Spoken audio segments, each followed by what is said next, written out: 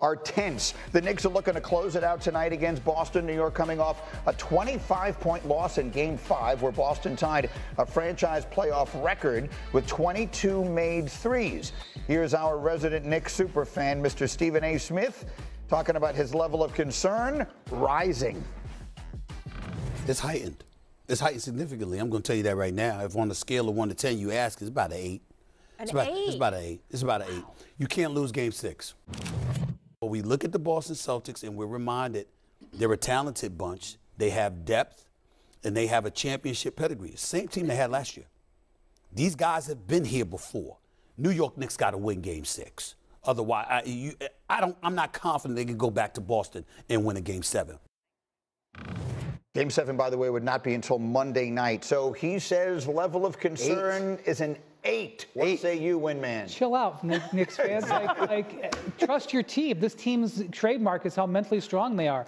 I actually think the Knicks are in a much better position for this game than they were in Game 5, and not just because they're in the Garden tonight. They weren't sure how the Celtics were going to attack them in Game 5. They got used to playing them a certain way. They really changed their strategy. Jaylen Brown became a point forward. Yep. He had more assists in this game than any game in his career. They were double teaming him. He was spraying out to the three-pointers, and they were making the three-pointers. Look, if the Celtics make their threes, the Knicks are going to be in trouble. But the Knicks will come into this game with a much better prepared game plan for how the Celtics are going to go at them. And by the way, an 8, this is what the Garden was built for. Madison Square Garden wasn't built for comfort. It was built for a confrontation. I mean, embrace the storm. That's what you want here. This is what this moment is about, Greeny. It's not an 8. Like, this is a 10, and it should be a 10 because everybody's going to play like a 10 because it's really a Game 7, it feels like. Yeah, it has that feeling here. Yes. I think when Tatum went down in the Garden, I think the Knicks fans felt like, oh my God, the Knicks are going to win this thing, and then everything goes sideways on them on Wednesday night. Let's go back to Wendy's point strategically, because I could see you nodding.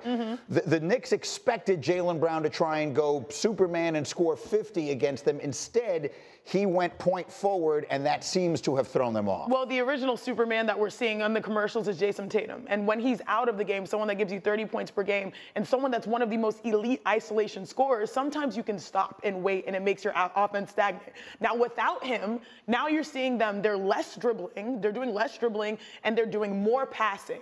They're doing less thinking, and they're doing more shooting, especially in transition. This was a Derek White game. He was hitting like shots in the maybe first 20 seconds of the shot clock because they understood that we had to operate on a string.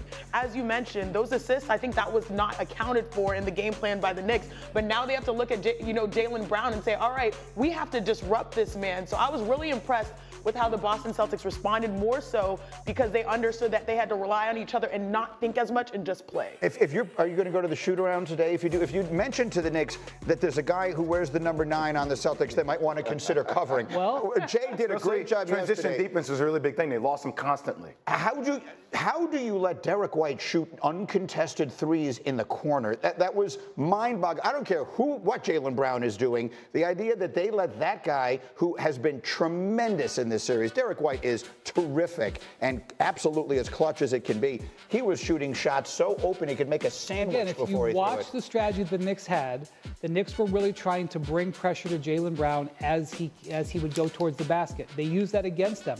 A lot of times White's defender was helping off to try to defend Jaylen Brown. They were concerned, clearly, that Brown was going to try to play the Jason Tatum role. He didn't, and so now they adjust. I really think that the Knicks are holding a much better hand in this game than they were in Game 5. But also, think about how the Knicks tried to bait Boston into playing ISO basketball, where they would take up a lot of those ISO threes, and when they went the other way, it was hard for them to adjust. But I would agree with Wendy. Tonight's all about the Knicks. I think the Knicks win this game. So let me say something that Wendy said in the meeting this morning. You said the team that you expected to win, they've played 5 games in this series.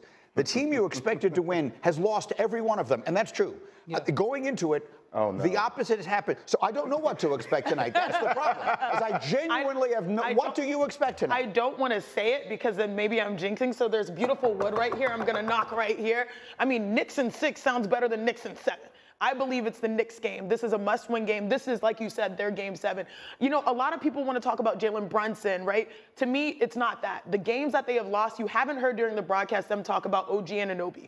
Like those types of X factors. You've seen him have a playoff career high in game 1, 29. Then he'll drop to 5 or 6 or 7 points. Then will explode. Like, you need him to be his best version of himself. It's the role players for the Knicks that you have to keep an eye on. Josh Hart continuing to have confidence. You know, Mikal Bridges has been great, especially when we talk about the Knicks and the non-Jalen Brunson minutes, right? Like, he has helped them win those instances. That will win you the game. And then there's the Luke Cornett factor. Who would have imagined we'd be talking about that going into a game 6? All right, we'll have much more on this game as we continue. Let me take a quick break on that thought as we roll on. Is it time for a Mike Tomlin pivot from Pittsburgh? So we are jammed up, and it begins with game 6 last night. Thunder, Nuggets. Thunder looking to move on to the conference final. Nuggets looking to stay alive at home. It's Jokic, it's SGA. Jamal Murray battling through illness and playing well. Now, early in this game, Jay, it was the Thunder and SGA in total control. They're up by 8, they're up by 9, and then critical moment. He picks up his 4th foul in the second quarter. Yeah, just a careless reach in, but Greeny, I will push back. It wasn't SGA and the Thunder. It was just SGA in control. Fair enough. But he picks up that 4th foul, and then immediately the game turns, and Jamal Murray, Chiney, last night was terrific. Yeah, you talk about a luxury and embarrassment of riches, especially their role players. Jamal was an all-star, but this was the Christian Brown, the Julian Strawther game. That's exactly right. Brown had 23. It's a 3-point game at halftime. Third quarter. Here we go. We're on one end of the floor. SGA no good. Holmgren stuffed by Jokic. Stay with the play. We're going the other way. Nuggets in transition, Jay, and it's Murray on the other end. And one, scream it out. Jamal Murray and Nikola Jokic are just phenomenal down the stretch. You mentioned Julian Strawther. They needed something from someone besides their big 2, and they did. Strawther gives them 15. High fives to the sideline. He's excited. Nuggets by 8. That's the score in the 4th quarter. It's Murray again. He would score 25. Nuggets double-digit lead, and then it's Jokic 29, 14, and 8 assists. Those were the shots that he was missing early on because he was tired, but you could see that their legs were building and their game was getting better and better as the game progressed. Look at this pass. We call it That's So Raven. It's the future I can see. That's ridiculous. And so it is the Nuggets who stay alive, and for the 2nd straight series, they will play a game 7. They win it by a dozen. We look forward to Sunday. Here's SGA after the game. All right, with 2 minutes left until halftime, the Thunder led by 14, but the Nuggets began their comeback, which resulted in Denver outscoring the Thunder by 24 points over the final 26 minutes of the game. Jokic and Murray combined for 33 of their 73. Denver had 15 more points from the free throw line than did OKC. Here's SGA. It's do or die. It's what you live for. It's what you worked your whole life for. It's either your dream continues or your dream ends. So you lay it all out there on the floor and live with the results. But yeah, I'm excited for the opportunity for sure. Okay, so we set it up for Sunday afternoon. It'll be on ABC, and you were making an interesting observation in our meeting this morning, and this is what I meant when I said it's a couple of different trophies might be at stake on Sunday. The NBA has elected not to give out the MVP award. Typically, it happens in the 1st or 2nd round. There's been no announcement. It hasn't happened. We know that it's going to be Shea and Jokic 1-2. We expect it's going to be in that order. History is going to judge this, even though it's a regular season award. History is going to judge the winner of this game as sort of the rightful MVP. Fair or not, we never see a situation like that. Yes, a conference finals bid is on the line, but you might as well put the MVP trophy on the center table because whoever wins this game will always have that over the guy who finished right around it. So let's do that. Let's put the MVP trophy in the center there and just let whoever team wins this game, let that guy go and bring the trophy home with him. Who says no? And then, Greeny, I'm going to say this. I'm going to take Denver to win the game on the road. I like their experience. And also, Denver owes Calvin Booth literally an apology letter, right? Like, think about that's the GM that's the GM that got fired. 3 games left in the season. Not just an apology letter with interest, but also a stimulus check. Because, I mean, he's the reason why they're in Game 7. Think about that bench that Mike Malone didn't want to play. Strawther, Braun, all these people came up big down the stretch in order to give them a chance to be in Game 7. Interesting, Jay. I thought we were friends. I'm taking SGA and the Thunder because I believe that role players, as we learned in Denver, play better at home. And also what's kind of wild this series is that's what you needed. You needed the supporting cast.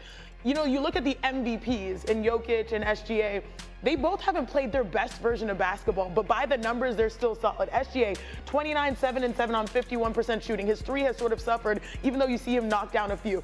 I think that this will be an electric the moment that we have arrived. We've been seeing the Thunder learn on the fly, and this was going to be a painful loss for them to motivate them in Game 7. And for an exhausted Jokic, go through the number of games they've played. They do get the extra day here. 7 games in 13 days, dating back to this Clippers series. This is an extra day is important, and here's another reason why. Late in this game last night, Aaron Gordon